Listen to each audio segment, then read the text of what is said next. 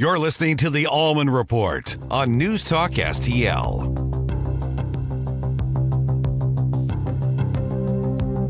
Happy Fancy Friday, everybody. This is the Allman Report on NewsTalkSTL. Jamie Allman, pleased and privileged to be with you. Big Fancy Friday for all of you today. I've got more anecdotal evidence coming from the hinterlands about Trump support that traditionally might not have been there, but is there this time around. We also have the first, this happens every season, you know. We got the first department store chain shunning Christmas. So I thought we were done with all that, but apparently we are not.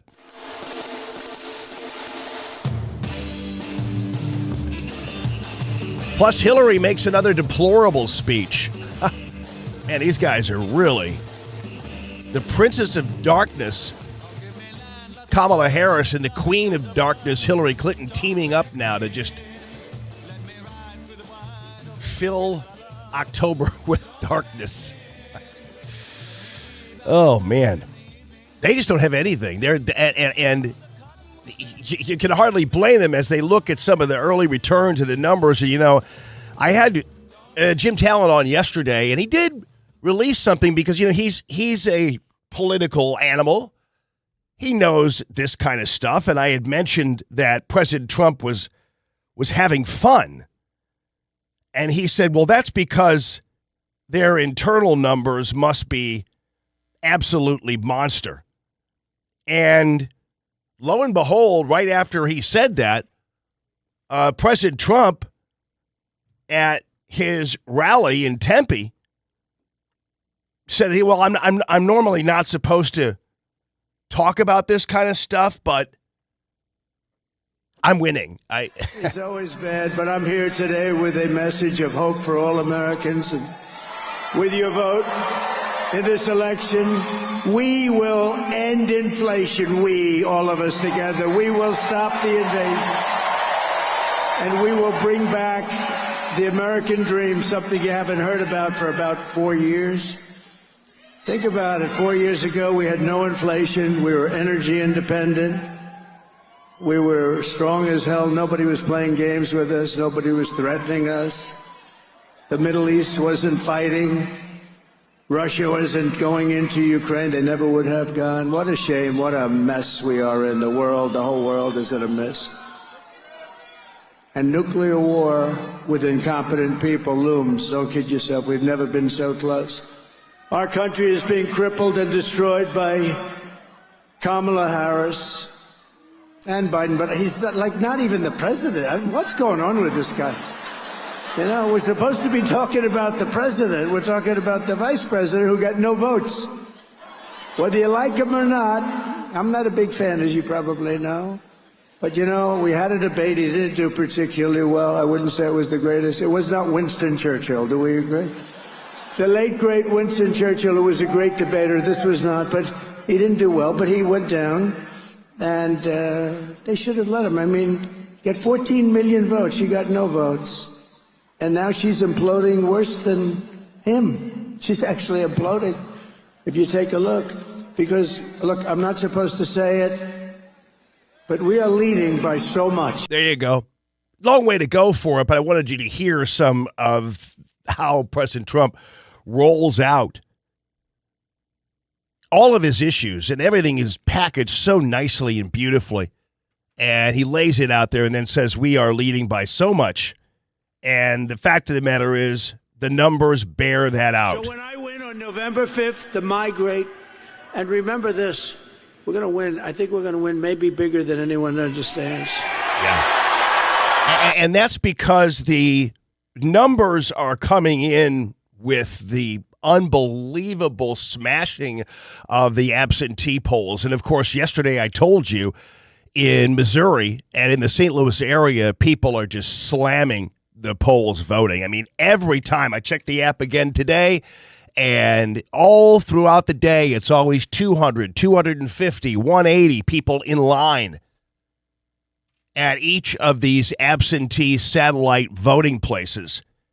And the numbers that are coming out, and of course, The Economist has an election forecast already coming out showing Trump at 54 and Harris at 45.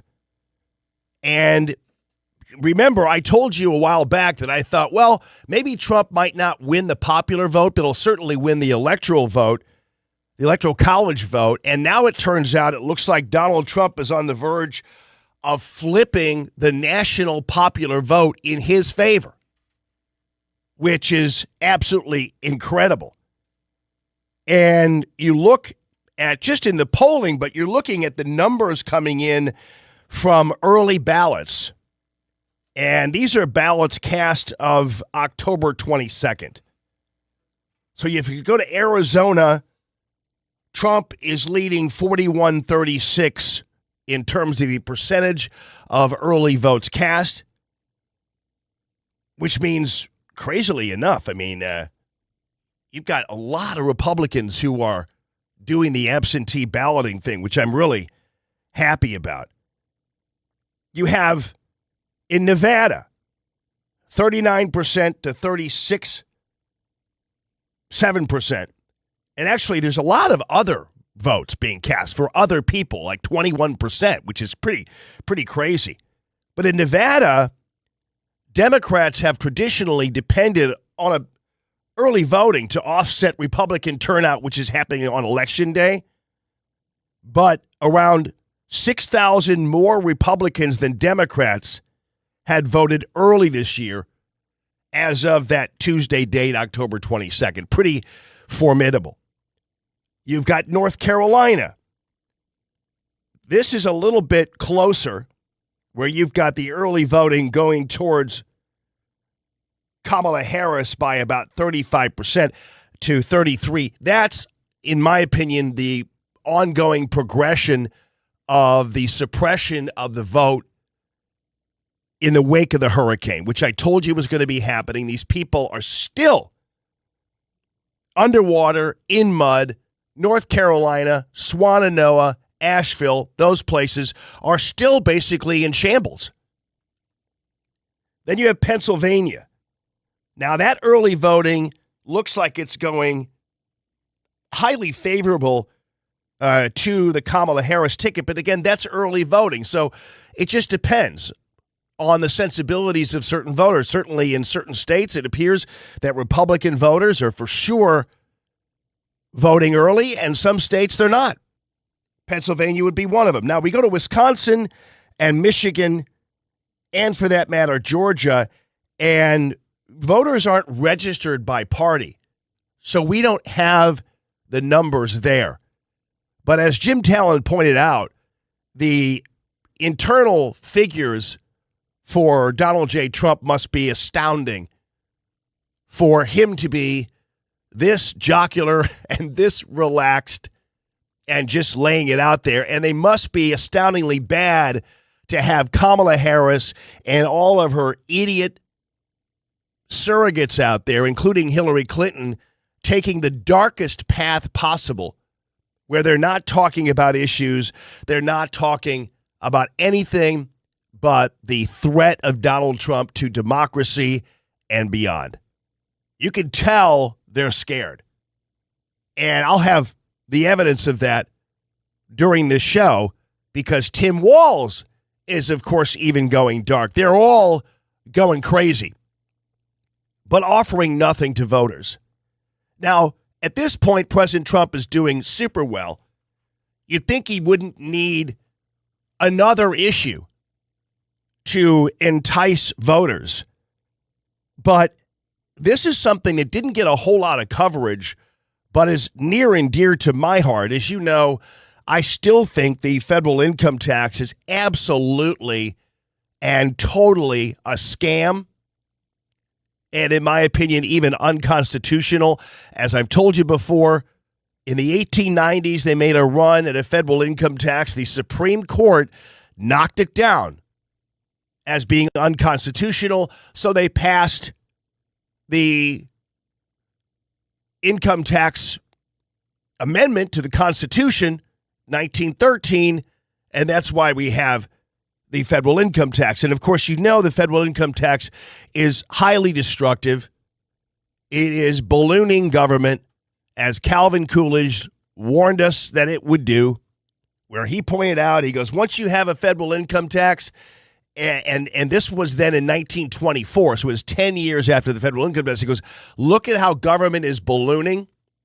They're taking money from the citizenry to the point where the citizenry and farmers and producers and people like that are going to have to work a certain portion of their week just to fund the government. That was in 1924 when Coolidge so presciently predicted that. And of course, since then, it's gotten worse. So right now, you, for all intents and purposes, are probably working about 2.5 days of your work week solely to fund the government. It's something that is intolerable, and many people across all reaches of American life are strapped by the federal income tax. They look at their check. They look at how much is taken out every week or every month or whatever it is. And it's astounding when they look at it.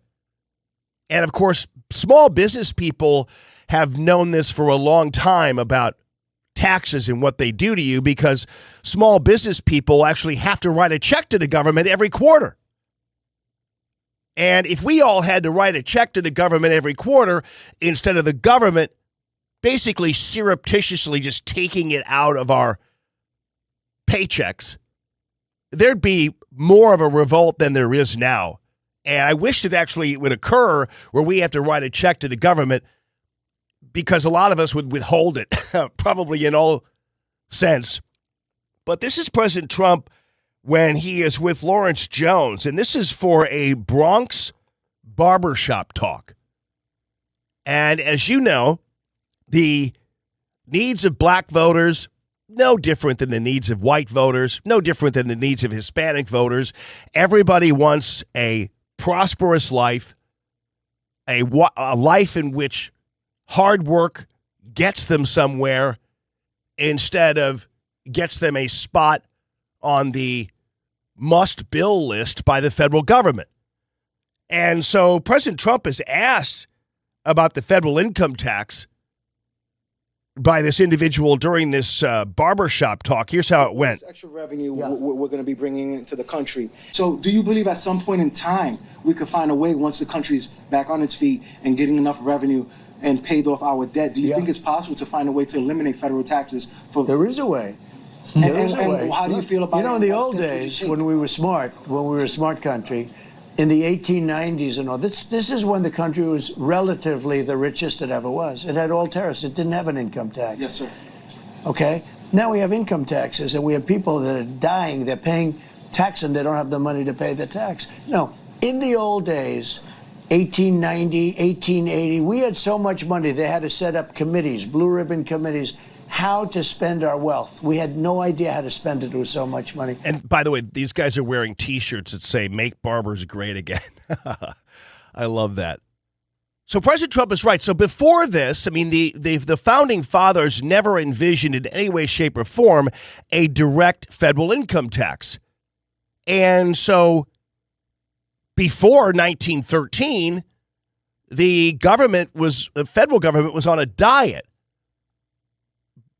And that diet was from the states, and they would be collecting taxes and then give the federal government a certain amount of money.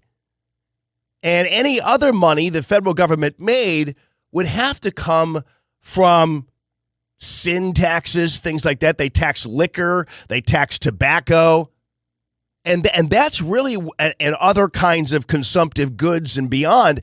And that's really where the federal government was able to so-called feed itself by that. And you guys know the story, because I've told you this before, that the temperance movement, the do-gooder Christian biddies who wanted to create prohibition, were the ones who actually, in an odd kind of way, gave us the federal income tax.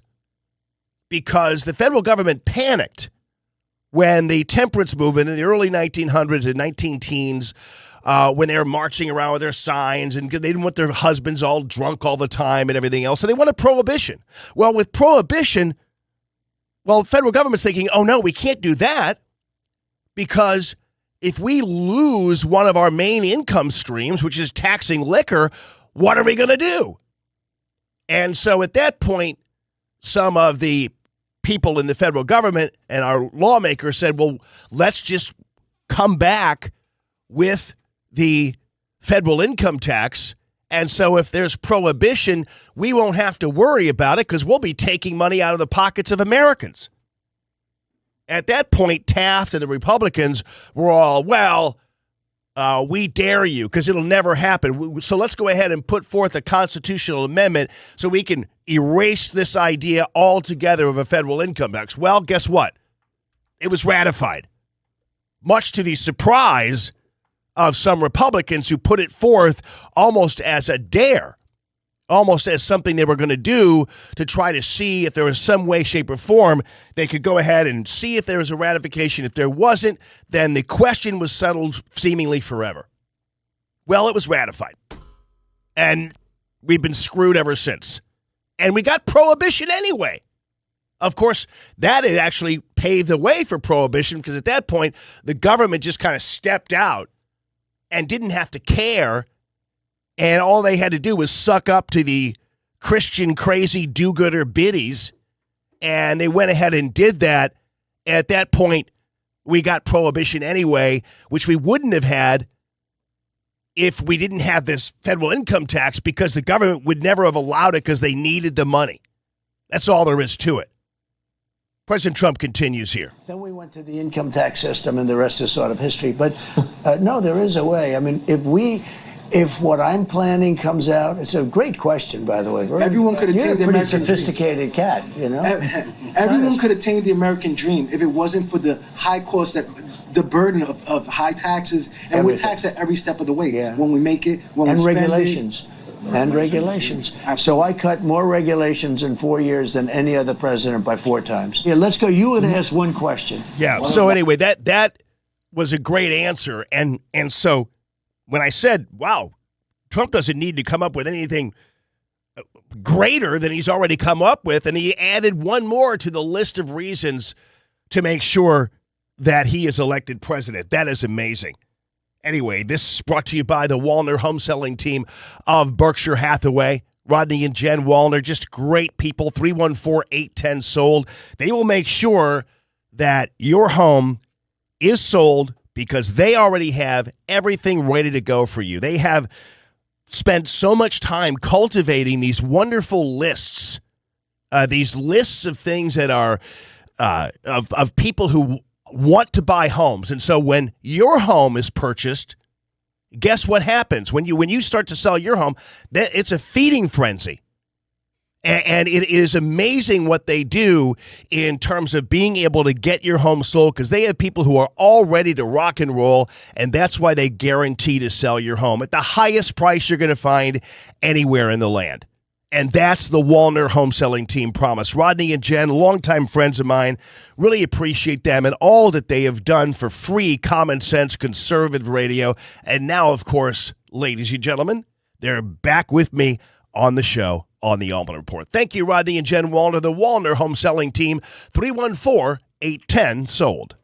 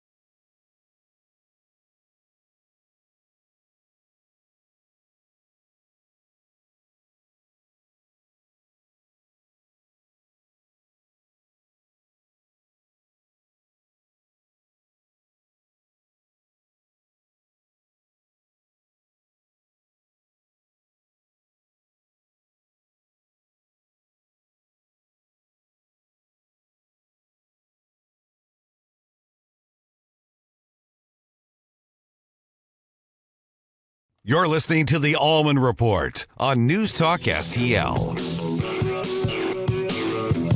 Good evening, everyone, and happy Fancy Friday to all of you and yours. This is the Allman Report. Jamie Allman here, pleased and privileged to be with you. And, you know, I've been doing this every day, and I got to tell you, it's not hard to find.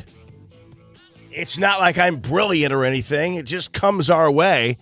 And this would be the anecdotal evidence of the groundswell of support for Donald J. Trump, support that he maybe even didn't have in 2016, that he maybe even didn't have in 2020. We have a whole new legion of voters who are out there who are highly, highly engaged in the outcome of this election. And oddly enough, because Democrats are sloppy, they're sloppy like criminals. They always make a huge mistake. That mistake is normally born of overconfidence as well as a level of narcissism. And so the illegal alien situation that they thought if they just bring in millions and millions of illegal aliens, it would just kind of sit there. Maybe at the border states and whatever. Well, what's happened, because they're so reckless, what's happened is the illegal alien problem has started to seep into every aspect of the United States of America. So, the Venezuelan gangs, 600 of them they've calculated, showing up in Aurora, Colorado, and in other places around the country, taking over apartments, committing acts of violence. Criminals preying on individuals in Georgia and beyond. And then on top of that, they're seeping into these areas and sucking up resources, mainly resources taken from inner city residents. So they're not out in the suburbs. They're not in shelters or whatever. So they're now in many of these cities around the country, and including Chicago, and including New York, and other places that are normally Democrat strongholds. So what's happening now then is the citizens, many of them black people, are revolting. And it's because of, in large part, the illegal alien problem that basically, in many ways, these local leaders, including this Brandon Johnson character, the mayor of Chicago, who have abdicated their responsibility, have not fought for their cities. They haven't fought for their people.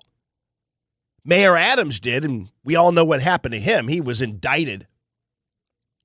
So they paid him back, and just to keep the other ones quiet, I guess, because maybe some of them have something to hide too.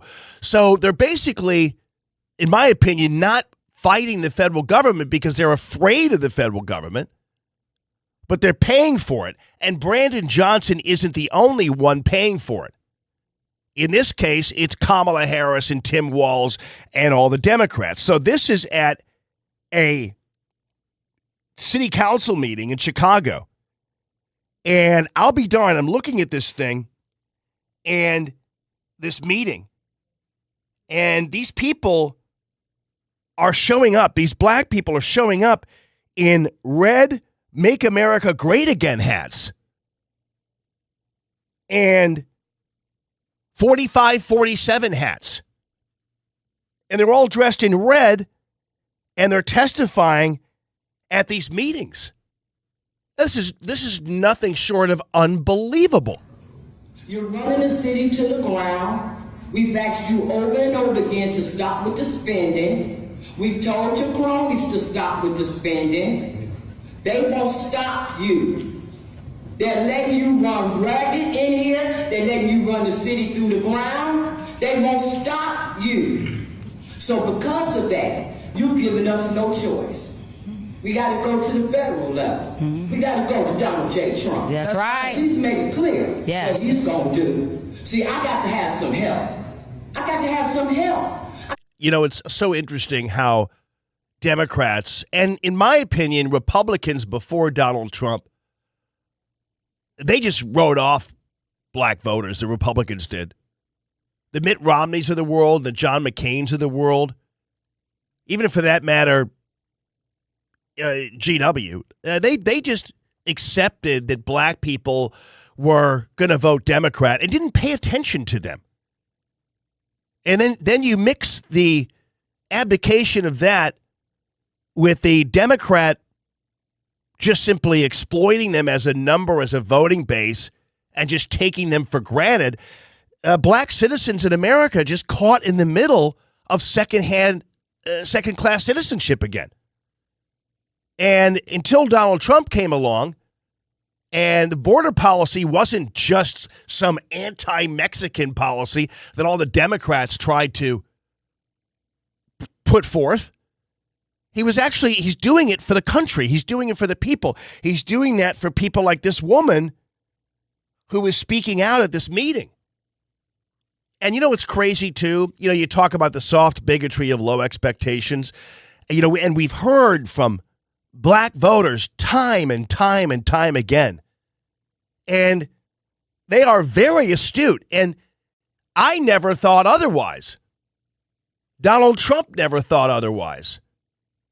Other people thought that they were just reflexively going to vote Democrat because they don't think for themselves, whatever. That's not true. And I don't think ever has been true.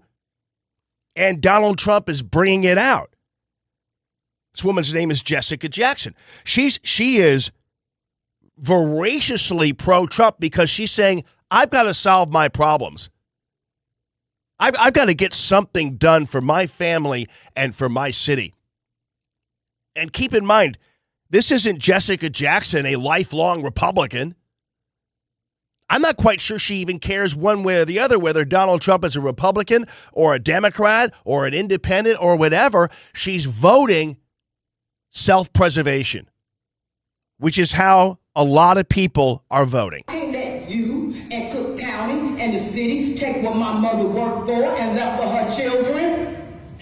Just because you feel like it, just because the Democratic Party think they all that, like they untouchables. Mm-hmm. This is America. You bring these people over here that's from socialist countries and all this and that, and y'all think y'all gonna run that here. Say that. Mm-hmm. Black America said, no, you're not. No, you're not. The true white Americans are saying, no, you're not. The true Latino, the true Asians are saying, no, you're not. Mm-hmm.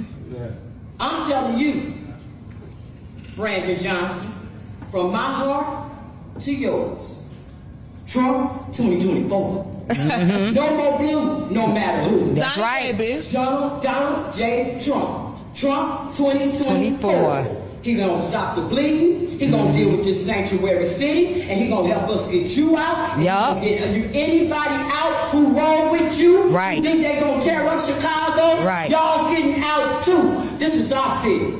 You can sit there, think like you acting like you ain't paying attention, acting like it don't apply to you. Oh, yes, it does. You ain't untouchable either, Silverstein. We coming for anybody who ain't about Chicago. That's right. You got that? That's right. 2024, big baby. That's right. Go red. Go red. Yeah, you ain't untouchable either, Silverstein, is what she said to a city council member. And at the same time, in this situation, you heard her say, no more blue, no matter who. I mean, this is the Democrat Party imploding. This is the Democrat Party and its policies and its abdication of responsibility to its citizen getting what it deserves.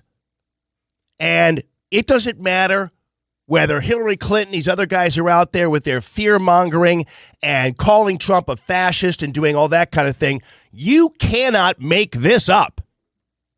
You cannot make this up. This isn't something that just came out of nowhere. You can't make this up. This is all organic. This is all at the grassroots level. That's what's going on here. And this, yet another soundbite that I played for you that should live in infamy and will. When President Trump wins, He'll win because of this. He'll win because of the search for answers that normal, average, everyday citizens are searching for. That's how he's going to win. And who would have thunk that President Trump, orange man bad, racist, right? Misogynist, blah, blah, blah, fascist, would be the one that ultimately is going to save Chicago. Because these people want to save Chicago. Brandon Johnson must be freaking out, and he has nowhere to go now. No more blue, no matter who. That's crazy in a really good way. And this is coming out of people. They're not pushed out there as surrogates for Trump. They're not paid by the Trump campaign. They're not this. They're not that. No more blue, no matter who. That is the phrase of the day and will be the phrase of 2024 when Donald Trump pulls off yet another victory and pulls off a Grover Cleveland.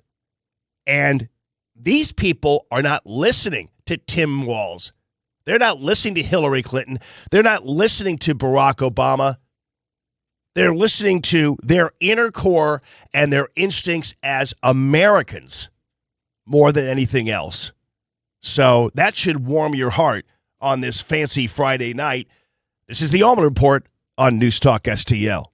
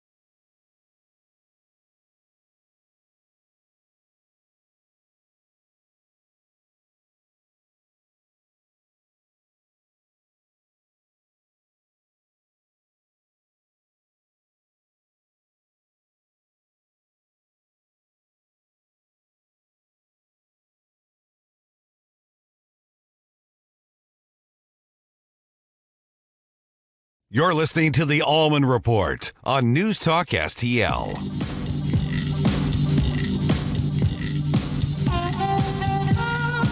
Good evening and happy Fancy Friday to all of you and yours. This is the Allman Report on NewsTalkSTL. Jamie Allman here with you. 101.9, 94.1. All over the joint on social media. Make sure you like, share, do as much of that as you possibly can. And I would certainly appreciate that. And if you want the podcast, newstalkstl.com/The Allman Report, and you are in. We've been on like 2 months now. You know that, Ethan? Oh, yeah. No, man, I don't remember what our first day was, though, you know? August 26th. Was it? Yeah, 2 months will be tomorrow. That's crazy. Didn't even know that. Man, it's already Halloween, almost. Well, more importantly, it's already Election Day, almost. And this is crazy. And, man, are things looking just swimmingly for everybody. And the Democrats, even when they try to attack Trump, it backfires on them, and they wound up actually supporting Donald Trump. So you remember back in the day when Hillary Clinton would air these ads about all the things that Trump's going to do. And most normal people looked at the ad thinking, I like that. I like that he's doing that, all these things. And Barack Obama stepped in the same thing. And so, of course, as you all know, the Trump campaign is just really doing great with these videos and beyond. The Trump War Room, which is one of my favorite X accounts, these guys are relentless. I think this time around, President Trump has people who are really, really loyal to him and fighting for him and doing great work, creating really great events. That McDonald's appearance was money. So I don't know actually who is working for him now, but whoever is doing it and running his campaign and focusing on the messaging, and I know that he is really a hands-on guy, so this is a lot of Trump, but it's obvious they're letting him be Donald Trump. And it's obvious that they are, at the same time, adjacently on social media and beyond, with other people out there, surrogates, you name it, RFK Jr., Tulsi Gabbard, and others, that they are locking on all cylinders now, and it really, truly is a sight to behold. So this happens, and so the Trump War Room takes sound bites from Barack Obama's speeches and turns it into a Trump ad. Too many folks here in Georgia and across the country are struggling to pay the bills. We all know the price of everything from housing to health care to groceries is still too high, and it hurts. I'm Donald J. Trump, and I approve this message. I mean, that's just classic. And all they're doing is they're taking sound bites from these speeches where idiots like Obama are talking about the situation in which people live and then just tagging it with, I'm Donald Trump and I approve this message. Because Kamala Harris has no answers. Obama doesn't either. But these guys are haplessly pointing out the reason why Donald Trump and his policies are so attractive. So what does that turn into?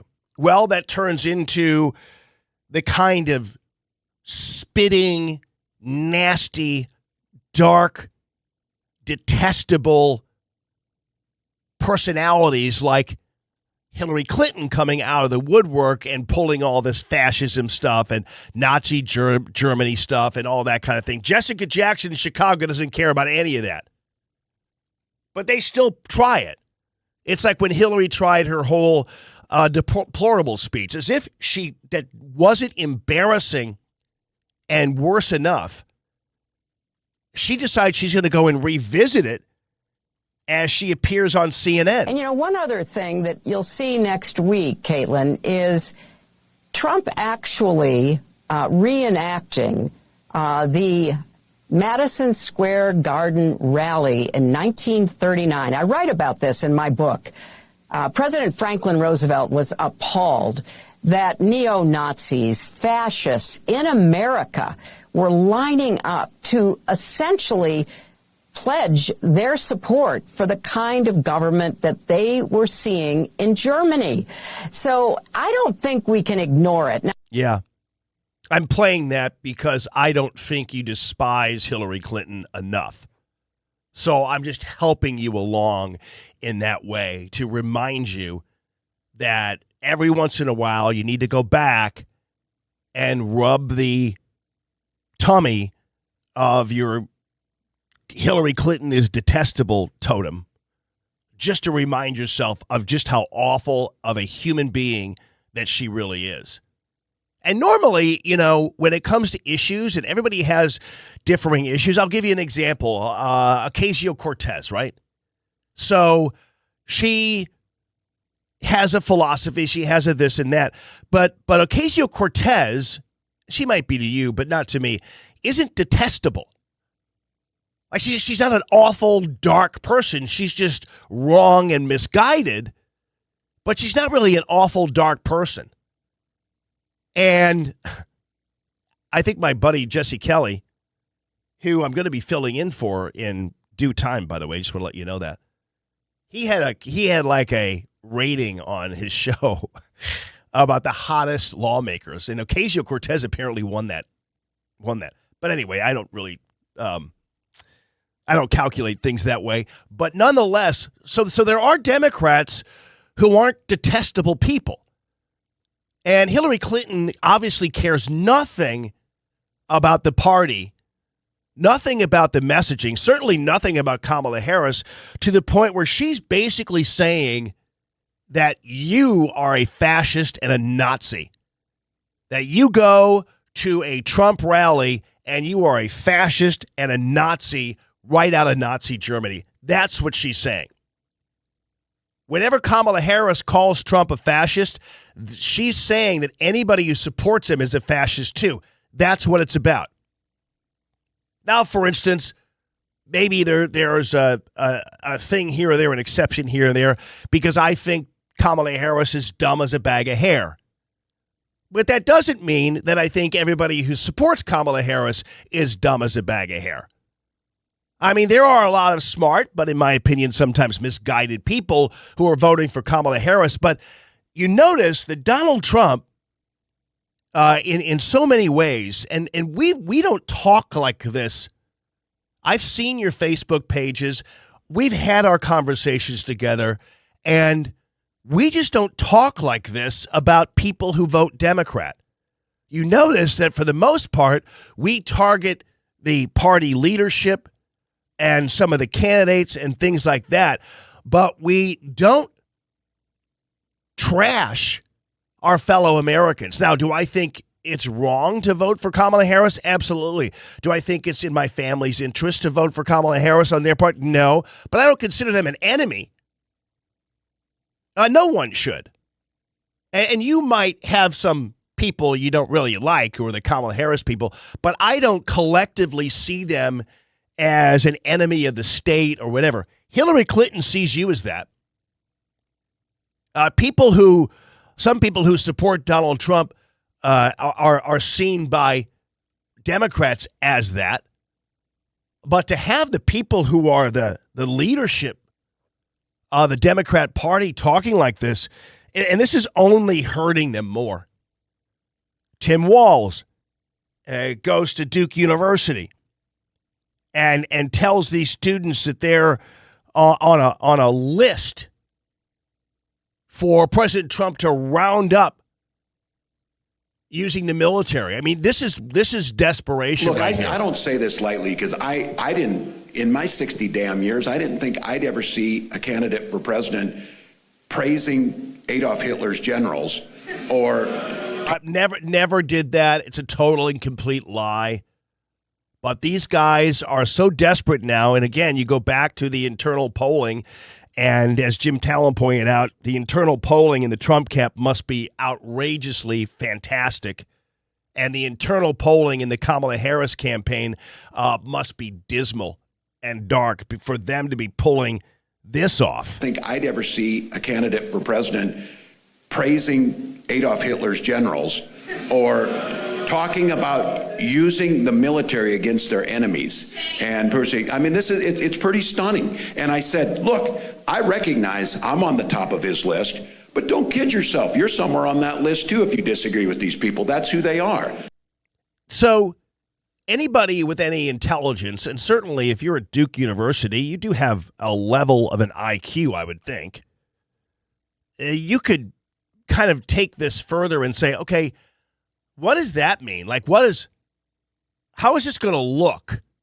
Like, even if you really believe this is true, how would you envision this taking place? How do you see Donald Trump using the military to round people up? And on what basis would he round people up? On what basis would he round Tim Walz up? Where would he put him? What would be the use of holding Tim Walz or a Duke University student? Doesn't make any sense. And President Trump doesn't even need to do that. These people will disappear into their own gulag of loss themselves. They'll go away on their own. They'll go away rather organically, to tell you the truth. And so there really is no reason in any way, shape, or form but again, I don't know how this is going to look. And what's interesting is that as much as these guys imagine themselves as supporting the military, look how denigrating it must be for them to assume that, let's just say, a president ordered the military to go round people up, that they would actually even do that. That they would actually even follow such orders or what have you. It would never happen. And anybody with any intelligence, just when you step back and think about it, how would this work? It's impossible that it would happen.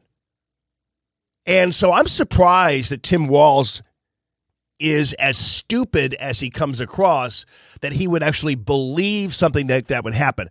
And the reality is, nobody is that stupid. And Tim Walz doesn't really believe that's going to happen, but says it anyway, which makes him even more of an awful human being. So, these guys are spouting things off that they themselves actually don't believe and are telling other people the very same thing. So what you're watching when you hear Hillary and you hear Tim Walz, what you are watching is the death of the Democrat Party. You're watching them deteriorate right before our eyes so that by November 5th, they will have blown away like a little pile of dust. I think that's going to happen. Don't want to be too overconfident, but that appears to be something that looks like it's going to happen. I'm super happy about it, but I'm not overconfident about it. I want to be a little careful, but that appears to be the case because I'm only getting that feeling from the Democrats themselves, who are in the darkest part of their lives this election. It's the Allman Report on News Talk STL.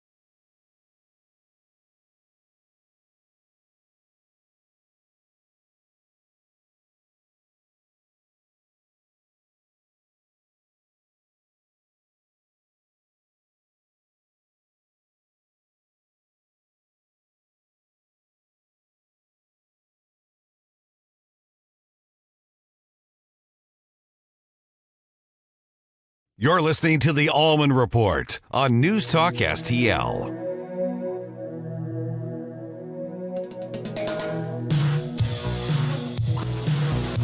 Good evening, everyone, and happy fancy Friday to all of you and yours. This is the Allman Report on News Talk STL.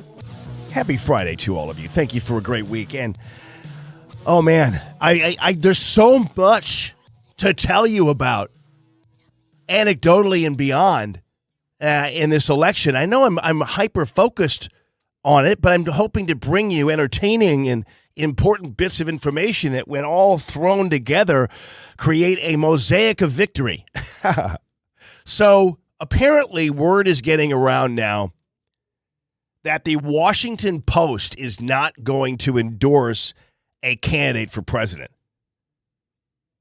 That's apparently the word getting around now. That would make the second major Democrat stronghold newspaper that is not making an endorsement. Or let's put it this way, doesn't have the courage to make a statement or an endorsement. The Los Angeles Times this week failed to endorse Kamala Harris, didn't endorse Trump, but, you know, we'll take what we can get because these guys are already born-bred cowards, and that's just how it all works.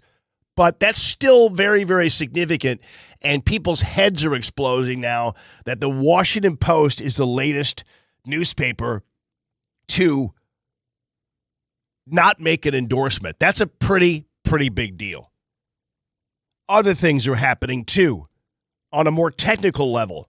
You guys know Lancaster, Pennsylvania was the scene of an amazing week for the Donald Trump campaign. The McDonald's stop, beyond, pretty great. Well, check this out. The Lancaster County Board of Elections and the District Attorney's Office have unveiled a suspected voter registration fraud scheme. So you people who have been worried about voter fraud and everything else are on to something, obviously. And make no mistake, people are plotting to try to steal the election. So they're detailing these findings of this investigation. Preliminary reports are showing 2,500 suspicious applications were submitted in 2 large batches just before the voter registration deadline. The fraudulent applications included inconsistencies like duplicate handwriting, inconsistent signatures, and inaccurate addresses. So it's really going to be interesting to see exactly who they're going to nail, because with a district attorney involved, that means there's more than likely going to be arrests here, and we'll figure out where their funding came from, where the money came from. We'll figure all that stuff out, and in due time, and it's going to go deep. We'll find out. We found out today, just a group of people, but ultimately we're going to find out who really is behind them, because this isn't just a bunch of ragtag individuals who are just pushing applications. This is an organized thing. They're probably doing it everywhere around the country. Then we have just the Democrats of all stripes continuing to run into wood chippers every time they open their mouth. On a more gratuitously funny side, we have Bill Clinton, who every time he makes a comment, he was even at Ethel Kennedy's funeral and had to talk about how she flirted with him. While her body is laying in a casket, he's wandering around. He's bragging about how she flirted with him. Unbelievable. And then Bill Clinton also talking about Carrie Lake. Running against someone who is physically attractive but believes that politics is a performance art. So he calls Carrie Lake physically attractive, but loves performance art. Now, keep in mind, Every once in a while, guys do it. I just did it earlier with Ocasio-Cortez because I was talking about it, but I was talking about how these guys, Jesse Kelly, was going to have a little contest. But generally, you don't speak like that. It's objectifying.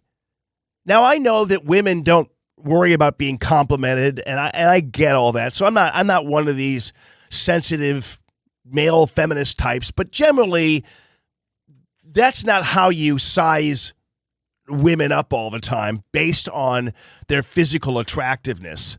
And maybe you do silently, but it's not something you say right off the bat, and that's not every time you talk about a woman, you assess her physicality.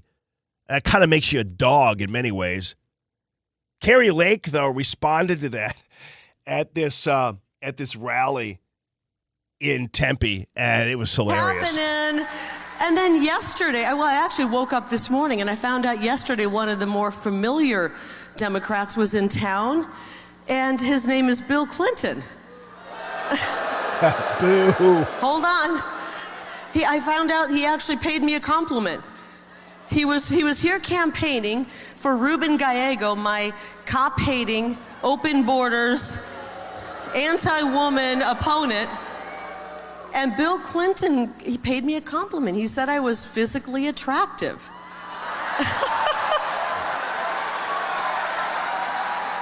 I woke up to this news this morning. First of all, you know what? As a middle-aged woman, I'm flattered. I'm flattered, okay? I don't get those kind of compliments every day. Two, I thought I was a little too old for him. Doesn't he like interns? Oh. My goodness. Three, I'm happily married to my husband, Jeff, who's right down here. The love of my life. And four, nobody in their right mind wants to cross Hillary Clinton. It's just dangerous. So anyway, again, it's just these guys, and you heard earlier how the Trump team mocked Barack Obama, and it was absolutely amazing. And Hillary's being raked over the coals, and now Bill Clinton's running out there, and they just cannot win. It's unbelievable. And this one is a more serious wood chipping incident, and this is Auschwitz survivor Jerry Wartsky. He's 94 years old. And he came out, did a video. It's a new Trump campaign video. And he went after Kamala Harris for endorsing these claims that Trump's a fascist, akin to a Nazi dictator, Adolf Hitler. And so this video opens with an empty chair. And Jerry Wartsky, 94 years old, sits down in it and turns the wood chipper on. My name is Jerry Wartsky. I'm 94 years old and survivor of Auschwitz and the death marches. Adolf Hitler invaded Poland when I was 9 years old. He murdered my parents and most of our family. I know more about Hitler than Kamala will ever know in 1,000 lifetimes. For her to accuse President Trump of being like Hitler is the worst thing I've ever heard in my 75 years living in the United States. I know President Trump, and he would never say this, and Kamala Harris knows this. She owes my parents and everybody else who was murdered by Hitler an apology for repeating this lie. Why should the Jewish people support President Trump? Because he's a mensch. I believe that President Trump is definitely going to be good for Israel, because in everything that he's done up to now was in favor. He never double-crossed anyone, and he never showed any weakness. Watching President Trump pray for the hostages at the Ohel and spend time with him so meaningful. He has always stood with the Jewish people and the state of Israel. Yeah. Trump Vance 2024 is the end graphic there. And I can't think of one thing that has happened the last 2 weeks that resulted in a swing and a hit for any member of the Democrat Party, and even for that matter, the media. And I can't think of one. It's always been a swing and a miss. Each time, on every single level. And what it's revealing is this darkness among these individuals in the Democrat Party. And it's something that is incurable. It's coming out of their pores. And they're paying for it in spades, and should and will. While at the same time saying things that don't matter to most Americans. They know by now it's just chatter. They know that it's just gratuitous insults. They know it's desperation. Americans are pretty smart and pretty instinctive. And they can tell when somebody is desperate and somebody is hobbled and not on the ball. They can tell when somebody is basically just pulling the ripcord and trying everything they possibly can. And so in this situation, it's been a really bad last 2 weeks, and that bad last 2 weeks couldn't come at a better time. And I don't see it improving for them in any way, shape, or form.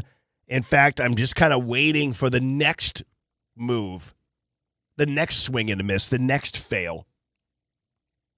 Check this out. Talk about having fun, which is probably why President Trump is having so much fun. Because here he is. This is a question and answer town hall with News Nation with J.D. Vance, and President Trump called in. So, Senator, you're going to want to sit down for this one. Oh, no. Not unlike Beetlejuice. If you invoke the former president's names too many times in a row, he's going to want to weigh in on what is being said about him. And we have a call right now from former President Donald John Trump. He wants to weigh in. Calls into the town hall. Mr. President, I know there's a little bit of a delay. Can you hear us? And what is your question for the senator? Well, I can hear you, Chris, and I do have a question, and I think it'll be quite an interesting one. The answer should be easy. How brilliant is Donald J. Trump?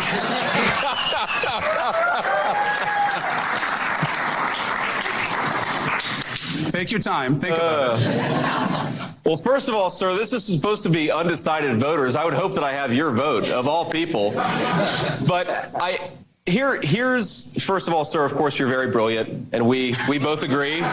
We both agree that it's important to have very smart people running our government. But here's the thing about President Trump, that aside of you, sir, if you'll forgive me for telling this story, that I think often people don't see. And of course, I got my beautiful wife here in the front row, and one of my favorite moments with President Trump is we were hosting an event for him near our home in Cincinnati a few months ago. And of course, my wife was a little bit nervous to really, talk to the president of the United States.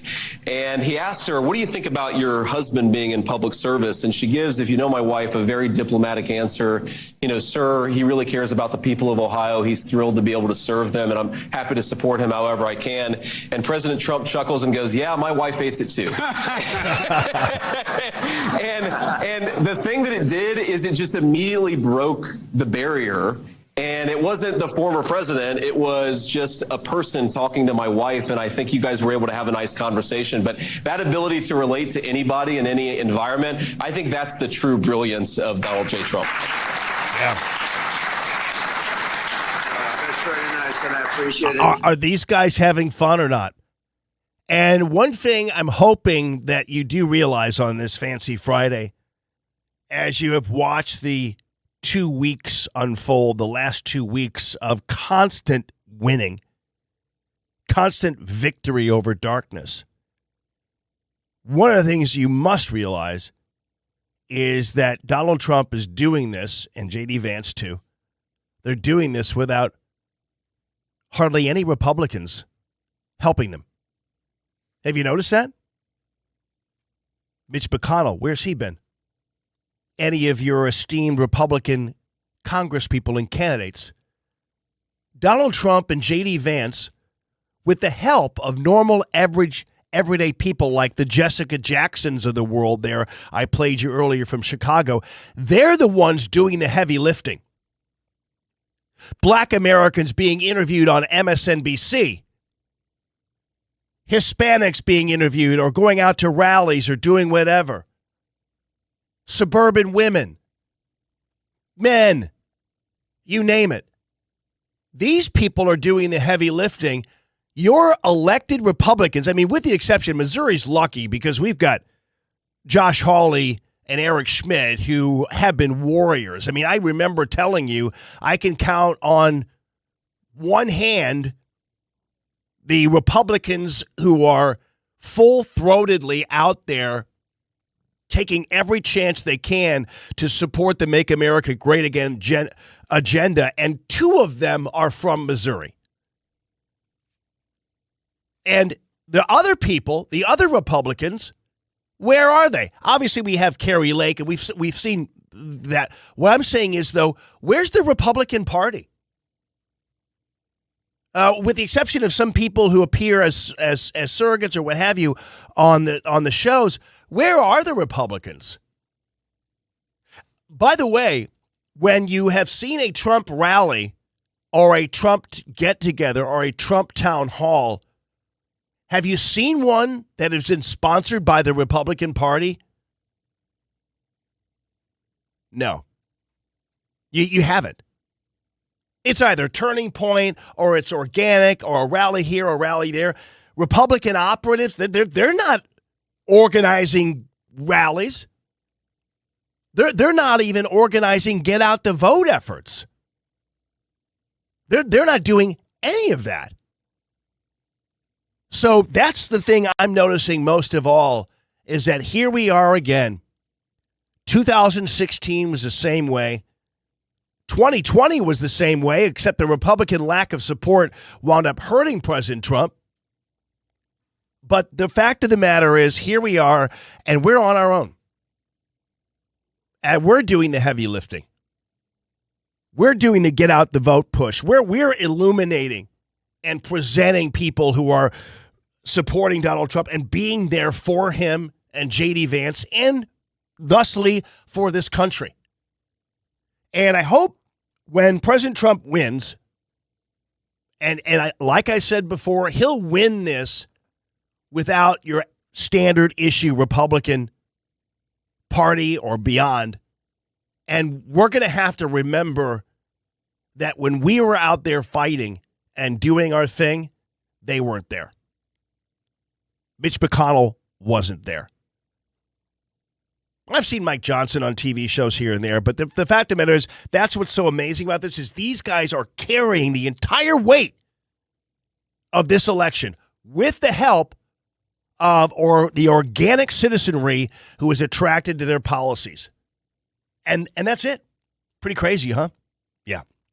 All right, so it's Christmas time almost, right? I mean, we need to get past the election first, but we've got our first out-of-the-blocks Christmas denier in the department store range. And plus, I have a special guest who you might have heard from before coming up here on the Allman Report. I want to remind you that New Standard's Fine Jewelry, speaking of Christmas there, at Doherty Ferry in Big Bend, wowdiamonds.com, is ready to help you pick out something beautiful for your lovely one. And believe me, it's even made more easy because they have a wish list. So here's how it could operate. Your lovely one can go in and pick out 3 different things that she likes or what have you. Necklace or ring. I don't know what it is. Or, guys, you can go in there and pick out a watch or do whatever, like the one I have, the Frank Sinatra line watch. And you can put it on the wish list. And when your lovely one says, what do you want for Christmas, honey? And, well, it's on a wish list at New Standard's Fine Jewelry. Engagement sets, everything else, if that's what you or someone you know are preparing for this holiday season, Thanksgiving and beyond, is proposing or doing something special like that, or maybe it's a special Christmas for someone and you want to have something built from the ground up, or you want to have an old family heirloom that can be reimagined into some other beautiful type of piece of jewelry, Newsetter's Fine Jewelry will do it for you, and they're great. Richard and Jackie and Diana and Eric and Anna and Cindy and all the gang there, such amazing, special people, have been longtime supporters of free, common sense conservative radio, and I can't say enough about just being honored to be part of their family, and so glad they are part of ours here at the Allman Report on NewsTalkSTL, WowDiamonds.com.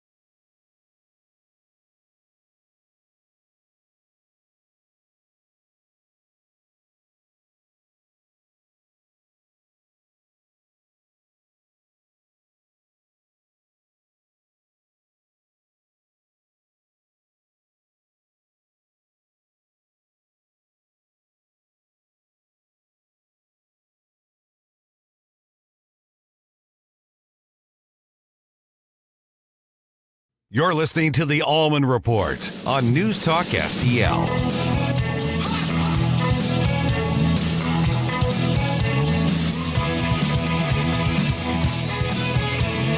Good evening, everyone. A happy Fancy Friday to all of you and yours. And yes, Neiman Marcus is the first out of the blocks to get roasted for trying to erase Christmas. Coming to us from our friends over at Breitbart. Neiman Marcus in hot water for removing the word Christmas from its nearly 100-year-old catalog. This is according to the New York Post, too. Noting in previous years, actually, the Neiman Marcus catalog for Christmas was called the Christmas Book. How is it possible that these establishments are actually getting more woke and not less as we go along, knowing just how ridiculously bad they look when they go woke? What's wrong with you people? It's so well, I should say it's so 2020 to be woke now, I guess I should say. The outlet cited a recent press release from the store. The catalog was referred to several times as the holiday book. We don't know whether Christmas was actually ever in the catalog. So it's kicking off the holiday season. This is what the news release says. Neiman Marcus is kicking off the holiday season with an unprecedented array of luxury offerings. Today, the integrated luxury retailer unveiled its seasonal campaign titled A Neiman's Fantasy. Its iconic fantasy gifts and beloved holiday book, which used to be called the Christmas book.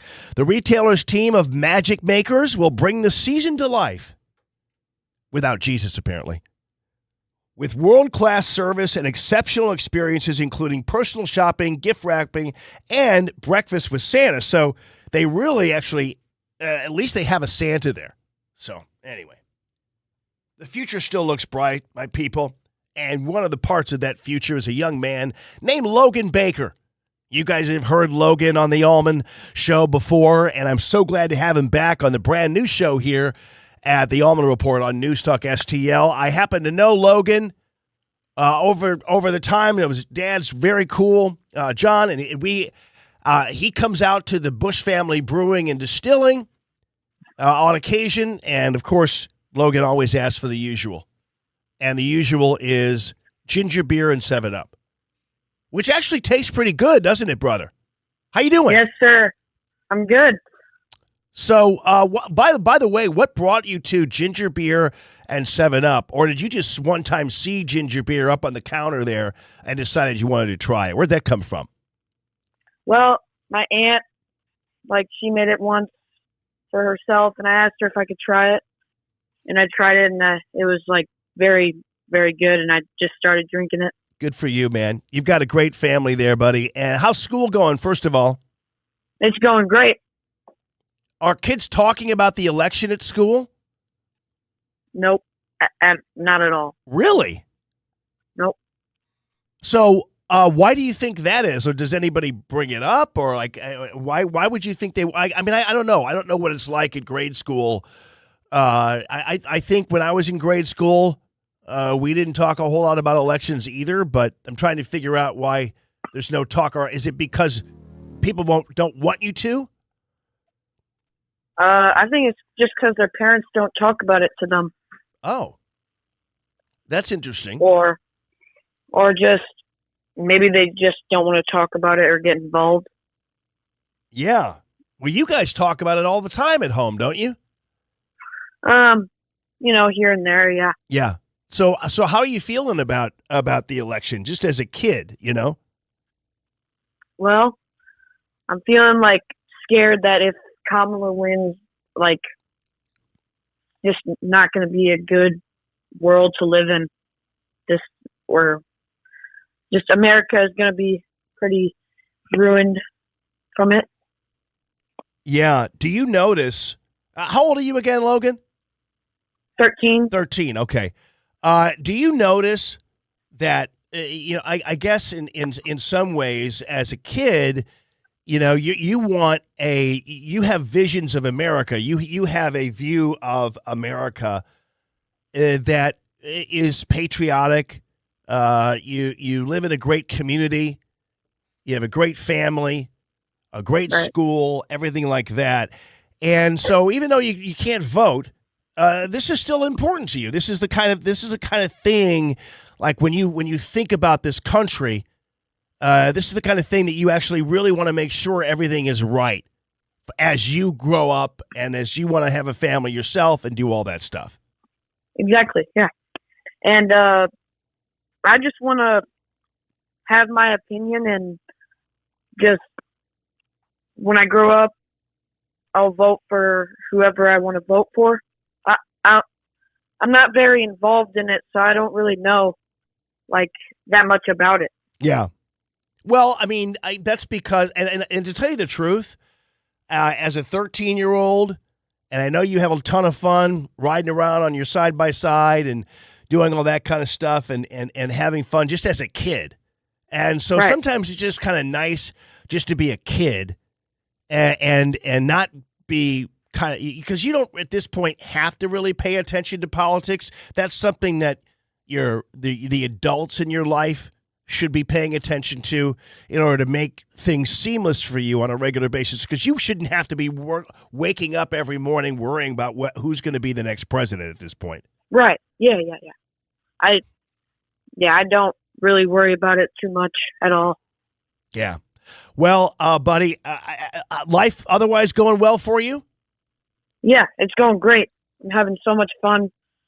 Right, as you say, like riding around, and we were on fall break this weekend. I got to work with my dad a little bit. I got to run some of his equipment. Yeah, you like doing that, don't you? Your dad is a small businessman, and what does he do? He does excavating, or what kind of stuff does he do? Retaining wall. Retaining wall, that's right. That's right. And so you get out there, and didn't you one time try to drive the truck or something? Yeah, I've driven around his barn. Like, he has like a little circle around. So I just kind of drove around and around. The pickup truck? Yep. Right on. Well, that's great. Well, listen, buddy, maybe I'll see you out at the bar this week. I know you kind of come in with your dad. Sometimes you just pop in for your ginger beer and 7-Up. But either way, it's supposed to be a great weekend to be a kid. That's for sure. Yeah. Are you working today? Yes, sir. Yes, all sir. Right. So I'll be all weekend long. So I'll see you out there, Logan Baker. Great having you on the air, and I hope you have a great rest of your day and evening. All right. Thank you, Jamie. Okay, buddy. That is my little buddy, Logan. Yeah, 13 years old. I do remember this. So my dad was pretty heavily involved in politics. So my dad and a bunch of his friends, they used to have this group of guys called the Jolly Boys. And I don't know why they called themselves the Jolly Boys, but they would all get together and drink and talk politics. My dad was heavily engaged in political circles. He worked for the police department at the time as the communications director. So he worked for the city of St. Louis Police Department. And one of his best buds was Pat Buchanan, and who wound up running for president. Pat Buchanan at that time, however, was a executive with the Globe Democrat. So he wrote for the Globe Democrat, and he and Bill Fustel and these guys, and my dad hung out with them and knew them through his work as communications director with the police department, and they became friends. And Denny Walsh was another one, recently passed away. Denny went out and became a premier investigative reporter for the Sacramento Bee. And so they used to come out, hang out, come over to my house every once in a while, and they used to have these parties. And I never forget, one of my favorite times one time was they were having a big old party. I loved it when they had parties because I could be upstairs. I like to hear all the noise downstairs and everything else. I never forget being upstairs watching none other than the bridge over the River Kwai. Never forget that movie.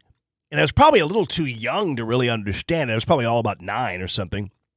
But I just remember watching that while they were downstairs having their little party. And every once in a while I'd go down there, and that was the time I had my first sardine, because they fed me a sardine, because they eat that kind of stuff. It was the 60s, you know. And I still eat sardines. I love them. But I ate my first sardine. Denny Walsh had a big cigar.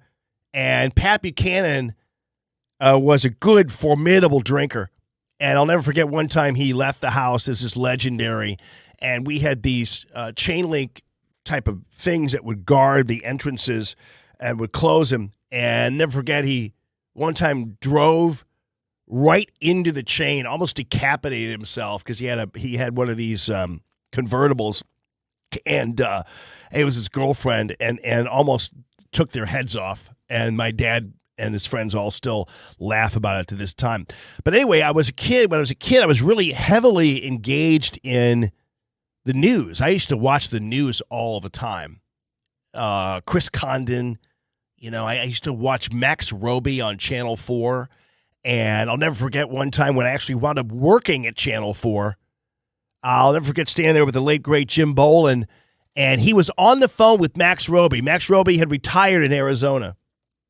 And I asked Jim Bowen whether or not I could talk to him. Like, can I talk to Max Roby? Here I was, 26-year-old reporter at Channel 4 and wanting to talk to Max Roby. And it was really cool. I said, "Hi, Max Roby," like an idiot, "I used to watch you all the time as a kid, and now I work here." He goes, "Oh, that's great. Way to go." But anyway, it was so cool. So anyway, I was engaged in TV then as a little kid.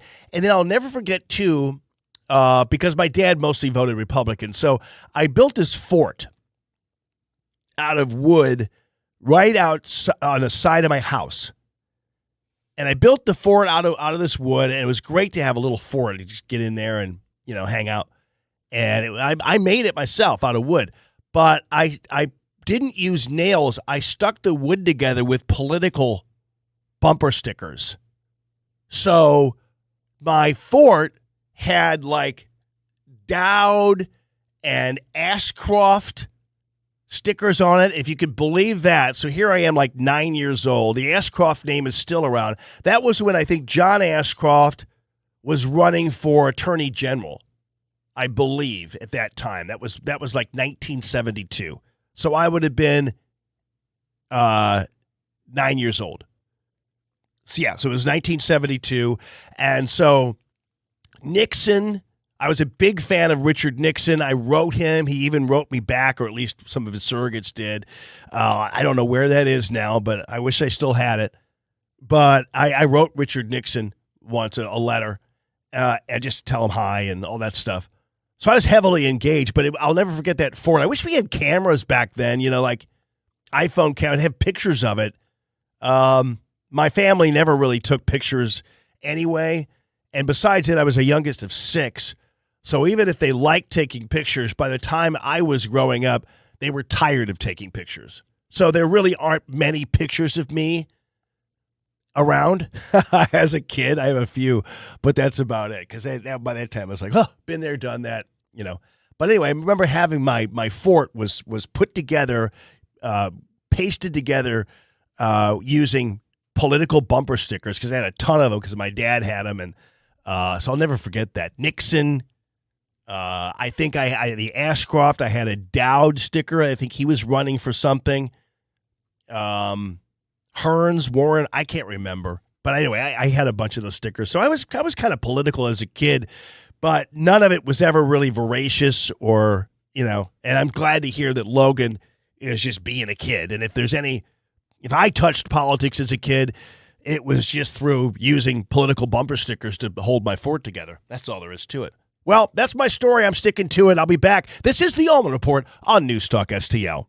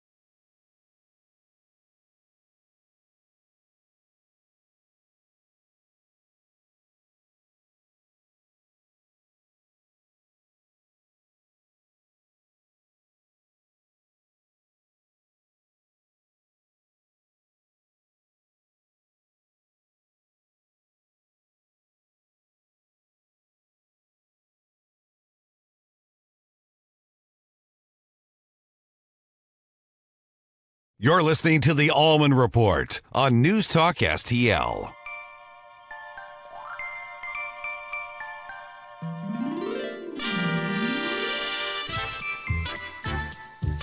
Good evening, everyone. This is the Allman Report on News Talk STL.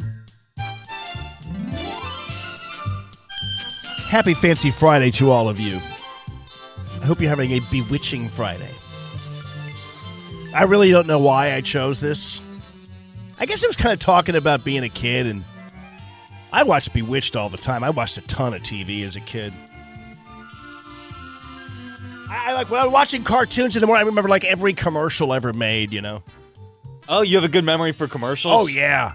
You know, me too, you know, from the ones I grew up with. And commercials used to be better. I know. Well, they used to be great, man. Hi, karate. It'll drive the women wild. We should do that someday.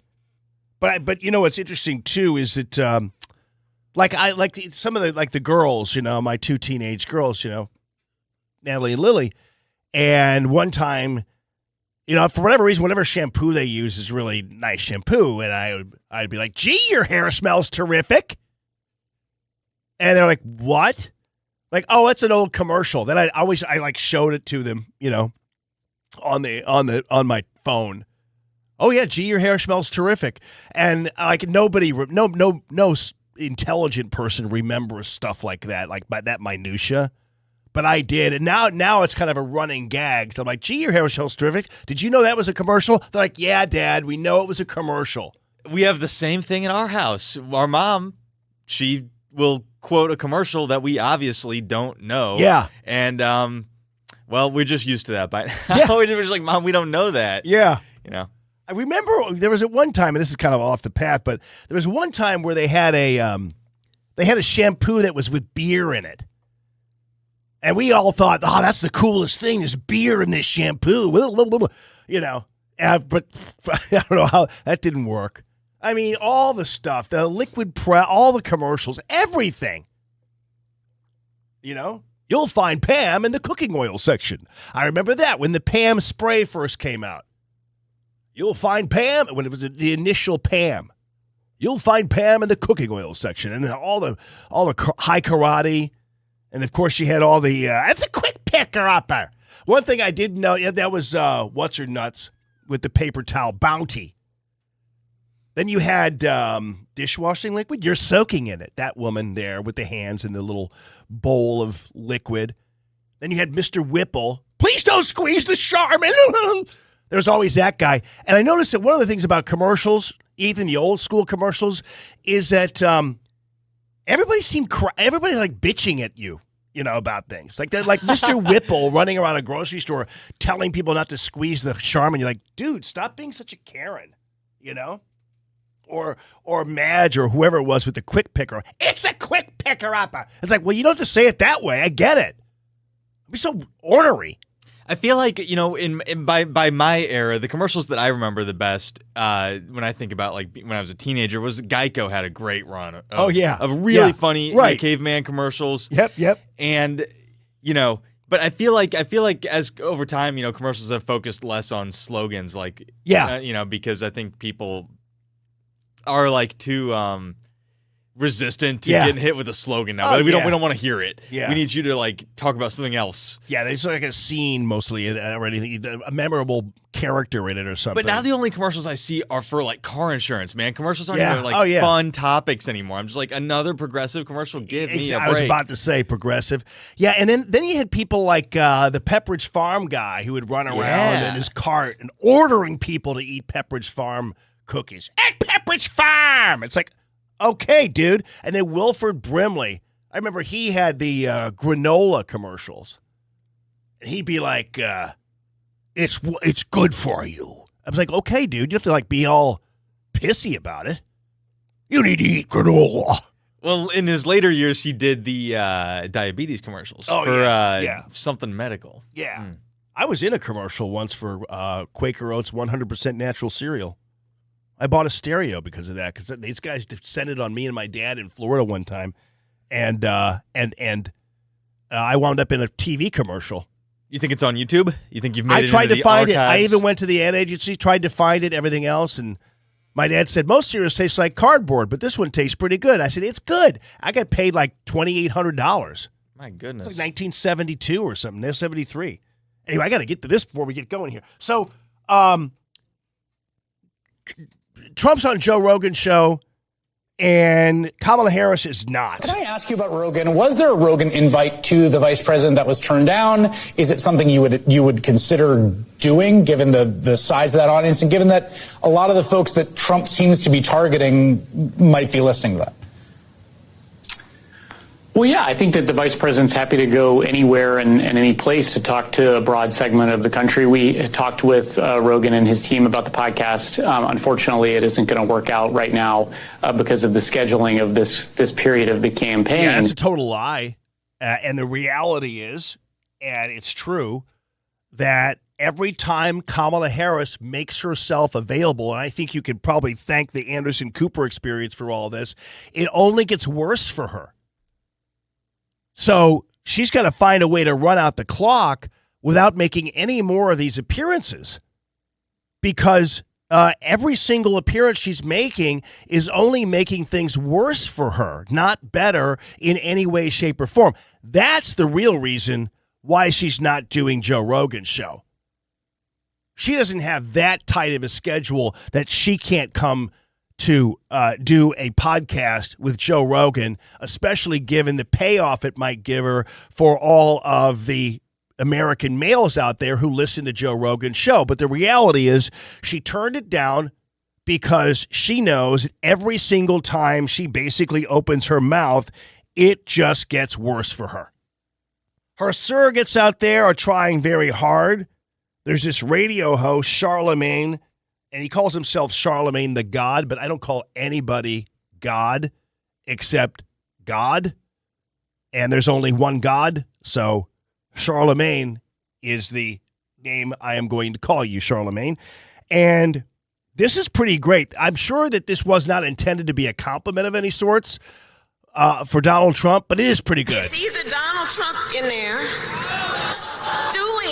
stewing over his enemies list, or me working for you, checking off my to-do list. I said that so long ago. Donald Trump will be in there looking for revenge. Not only that, he's going to be in there, pardoning himself, trying to get out of all his legal trouble. But once he does that, he's definitely... I'm sure. Oh, my God. There's nothing that he can't do. The law is some magical stuff when you ain't black, ain't it? No. Man. I'm telling you, Donald Trump different. Like, Donald Trump has even defied the laws of white privilege. I've never seen anything like ever. Like, Donald Trump, he out-white man's the biggest white man. I'm not even joking. He's the greatest white man that ever lived. He is the Frankenstein monster of white supremacy. I've never seen anything like that. Great follow-up, because they'll grab that and another ad will be running. Yeah, I know. It will.